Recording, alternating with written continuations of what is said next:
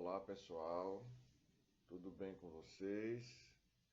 Espero que vocês estejam bem, se cuidando em relação a essa pandemia, mantendo o distanciamento social, uso do álcool em gel e também uso de máscaras. Tá bom?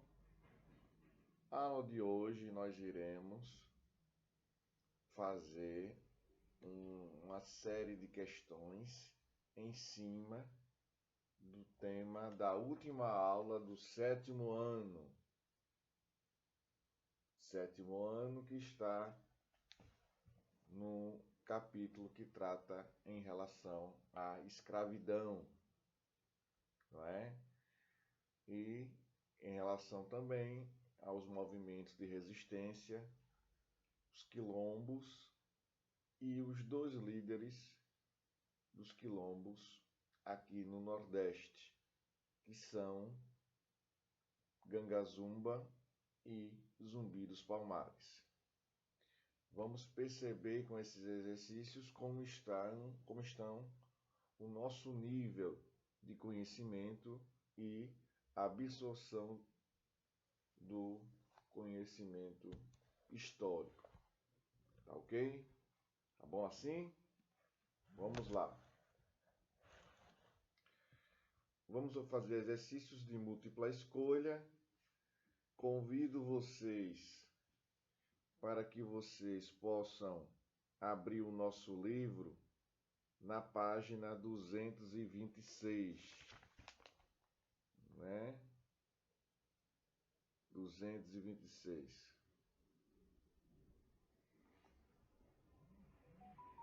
Diz assim: os senhores chamavam os escravos recém-chegados que ainda não entendiam nem falavam português, e isso foi dito por mim também na aula passada, na aula anterior, em que eu mencionei que aos poucos os negros, chegando aqui ao Brasil, começaram a absorver a cultura que já estava começando a ser consolidada em nosso país e, sobretudo, aprendendo a língua, né? Aprendendo a língua. Não falavam português e que não conheciam os costumes da terra, de boçais. Quando os africanos aprendiam português e os costumes da nova terra, mostravam-se obedientes aos seus senhores e desempenhavam bem as tarefas que lhes eram atribuídas. Passavam a ser chamados de ladinos. Já os crioulos eram os que haviam nascido no Brasil, tinham o português como sua primeira língua, quase sempre eram batizados e, pelo menos diante dos senhores, comportavam-se conforme os padrões portugueses que pouco a pouco iam se tornando brasileiros. Esse é um texto de Marina de Mello e Souza, África e Brasil africano.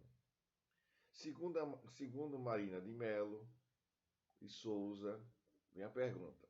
Segundo Marina de Mello e Souza, as relações entre africanos e os crioulos, entre outras formas, caracterizavam-se, letra A, pela complementariedade, pois os crioulos arrastaram os africanos para as ações mais radicais de luta contra a escravidão. Letra B, por atritos, pois os crioulos podiam assumir mais cômodas assumir funções mais cômodas nas atividades ligadas ao trabalho. Letra C.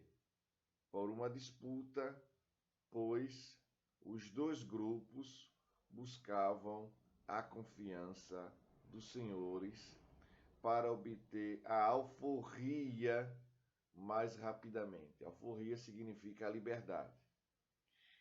A letra D. Por uma violenta rivalidade, pois os senhores preferiam usar o trabalho dos africanos mais adaptados ao trabalho forçado. Letra E ou E, por uma acentuada colaboração, pois as condições de trabalho dos africanos e dos crioulos eram semelhantes. Qual é a alternativa a ser assinalada aqui, minha gente? Muito bem. Letra B, segundo quesito, página 226. Página 226. Letra B. Vamos agora para o terceiro quesito, que ele mostra esse mapa indicando da onde saíam os negros e algumas cidades específicas do Brasil. Tá bom? Vamos lá? Pois bem, ó, mais uma vez eu estou mostrando. E aqui, ó, que é continente africano. Aqui está a costa brasileira. Então, tem sudaneses, tem bantus vindo para determinadas cidades aqui do Brasil. Vamos lá. Os sudaneses estão sendo mostrados no mapa através da cor laranja, enquanto que os bantus na cor verde. E chegaram aqui, como o mapa está repassando para a gente, chegaram para as cidades de São Luís, os bantus, para Olinda, Salvador e os sudaneses para o Rio de Janeiro. Considerando o contexto histórico em que se insere, o mapa permite identificar o quê? Não é? Letra A, uma das grandes nações, uma das grandes imigrações voluntárias dos povos africanos na época moderna. Letra B, um dos maiores movimentos populacionais forçados na história da humanidade. Letra C, o grau de conhecimento tecnológico da indústria naval europeia no século XV. Letra D, um dos mais intensos intercâmbios comerciais entre os americanos e os africanos. Letra E, o sistema triangular de comércio adotado pelos portugueses no século XVII. Tá bom? Qual seria a alternativa a ser marcada aí, minha gente? Letra B, um dos maiores movimentos populacionais forçados da história da humanidade. É a letra B, terceira questão, na página 226. Vamos partir para a página 227 com as questões. A questão quarta, a quarta questão 227, diz assim: um dos temas constantes na história do Brasil refere-se à escravidão. Muitas explicações são atribuídas ao fato de que a escravidão indígena foi sendo substituída pela africana. Assinale a alternativa correta. Letra A principal razão pela qual a escravidão indígena foi substituída pela africana deve-se ao fato de que o indígena era preguiçoso, preferia pescar e caçar a trabalhar forçado na agricultura. Letra B. O africano era uma peça mais adaptada ao trabalho agrícola, principalmente ao trabalho físico pesado na África. Já estava habituado a esse tipo de atividade, por essa razão ele se adaptou melhor que os indígenas. Letra C. Os indígenas se rebelavam com mais frequência contra o trabalho escravo que lhes era imposto, porque sua religião tinha como um dos mandamentos fundamentais o exercício da liberdade. Letra D. A morte dos povos indígenas em razão dos ataques dos brancos e do contágio de doenças, além de proteção da Igreja, que condenava a escravidão desses povos, gerou a busca pela alternativa do trabalho africano. E a letra E, ou E, é completamente equivocada a afirmação de que o africano se adaptou melhor à escravidão do que o indígena. Qualquer povo livre sempre reagirá a qualquer tentativa de transformá-lo em escravo. Qual seria a alternativa? Muito bem. Letra D, de dado, de Davi. A morte dos povos indígenas em razão dos ataques dos brancos e do contágio de doenças, além de proteção da Igreja, que condenava a escravidão desses povos, gerou a busca pela alternativa do trabalho escravo africano. Muito bem, essa é a letra D. Vamos para a quarta questão. Quarta não, Rogério. Quinta questão, pessoal. Desculpe aí, quinta questão. Sobre o tráfico negreiro, consolidado pelos portugueses no Atlântico, são apresentadas as afirmações seguintes. Item 1. Sobre esse tráfico negreiro. Garantiu o poder da metrópole no Brasil, assegurando a transferência da renda do setor produtivo para o setor mercantil. 2. Reduziu o comércio de africanos entre a África e a América, sem modelar o conjunto da economia, da sociedade ou da política da América Portuguesa. Essa foi a afirmação número 2. A número 3. Na América, a coroa portuguesa reconheceu a liberdade dos indígenas, mas na África estimulou os negócios negreiros. 4. Possibilitou a colonização da África como concorrencial à colonização do Brasil. Estão corretas as afirmações de número? Vamos lá. Letra A, 1, 2 e 3.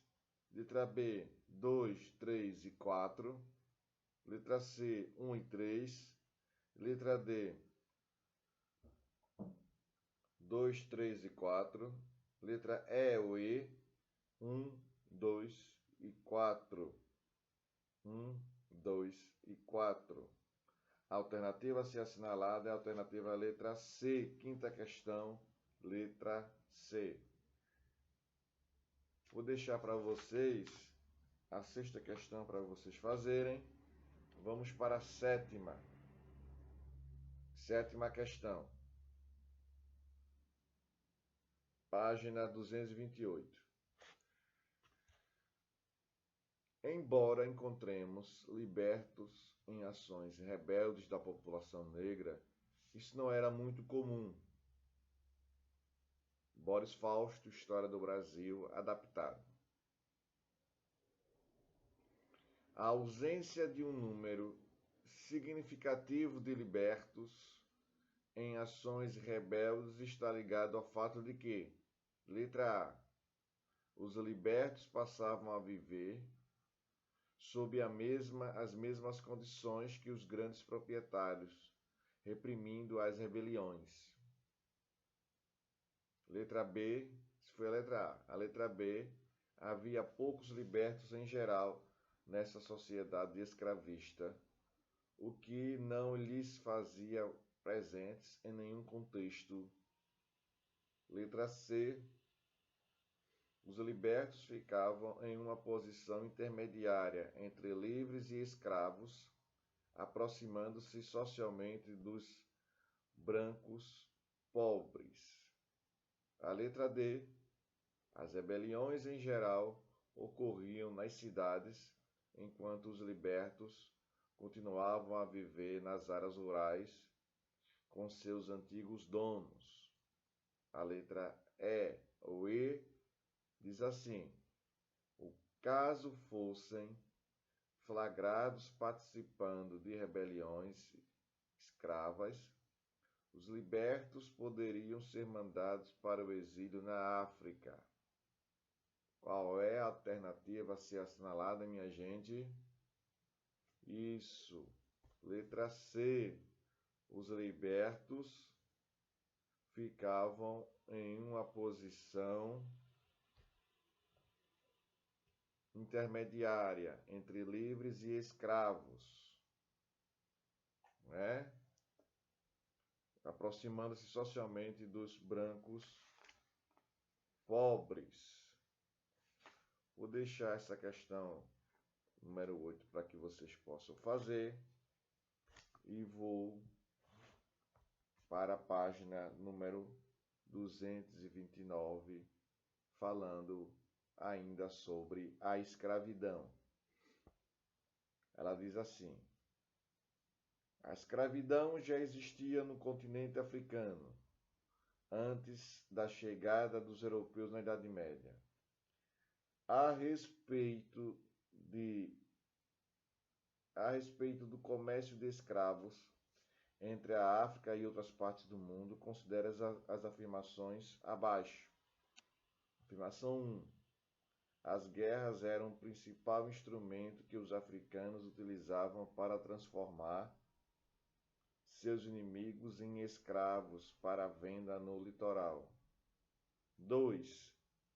A venda de escravos para suprir demandas externas já era atividade estabelecida no continente africano desde o primeiro milênio da era cristã. 3. O aumento da demanda por escravos contribuiu para intensificar e interiorizar a concorrência entre os diversos tipos de Estado africano. É correto o que se afirma em letra A, apenas a primeira afirmação, B, apenas a segunda afirmação, C, 1 e 3, D, 2 e 3 apenas, e E, 1, 2 e 3. Nona questão, a letra a ser assinalada é a letra E, 1, 2 e 3. Vou deixar as páginas que se seguem, 229, 230 a 231, para que vocês possam fazer aí em casa. Vamos agora para a página 232, que fala sobre o novo ciclo econômico no Brasil. E esse ciclo econômico é chamado de ciclo do açúcar. O Brasil vai conhecer ciclos econômicos onde aquela determinada cultura ela se sobrepõe ela ganha muito espaço na economia brasileira se comparada com outras culturas. Então, uma cultura de plantação, ela vai ser mais intensa e vai ocorrer de forma bem maior do que as outras culturas. Só refrescando aí a sua memória, nós tivemos no Brasil a cultura do pau-brasil inicialmente, depois a cultura do açúcar, depois a cultura da mineração, a cultura da borracha e a cultura do café. Já no século XIX, grande parte do século XIX, que vai ter essa cultura do café influência na política brasileira quando surgir a chamada República do Café com Leite. Deu para entender? Então, o Brasil vai conhecer esses ciclos econômicos e nós também vamos estudá-los, começando pelo pau-brasil e logo em seguida, já no século XVI, finalzinho do século XVI e início do século XVII, vai acontecer o aparecimento do ciclo do açúcar. E por conta disso, vai chegar ao nosso território, muito bem, uma grande leva de estrangeiros, inicialmente franceses e de forma mais intensa, ocupando regiões durante mais de 20 anos, os holandeses. Para que a gente possa entender, é preciso perceber, mais uma vez, que os fatos históricos não estão dissociados, não estão separados um do outro, estão próximos, anexados um ao outro, ligados um ao outro. Não é? Vamos somente fazer uma reflexão em que o que aconteceu no contexto internacional lá em 1580, que foi a chamada Península, a chamada União Ibérica, vai ocasionar na chegada desses holandeses ao nosso território. Tá bom? Tá bom? Isso. Então, vou fazer uma traduçãozinha aqui na página 232. Diz assim: desde a chegada dos holandeses, dos portugueses ao Brasil, o principal objetivo era a busca pelo desenvolvimento